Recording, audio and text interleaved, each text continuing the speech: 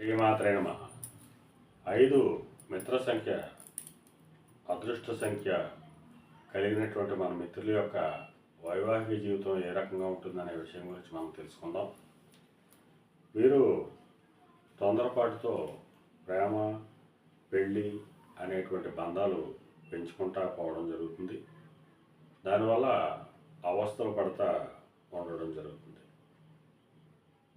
చంచల స్వభావం ఉండడం చేత ఇలా అనేకమైనటువంటి ప్రేమ వ్యవహారం నెలలో నడిపేటువంటి అవకాశం ఉంటుంది.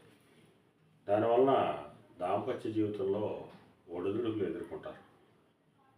అలాగే సంతానం కూడా తక్కువగా ఉంటుంది. అధిక సంఖ్యలో ప్రేమ భావావేశం చేత అధిక సంఖ్యలో ప్రేమించడం చేత తక్కువ సంతానాన్ని కలిగి ఉంటారు. 1 లేదా 2 సంతానాన్ని కలిగి ఉంటారు.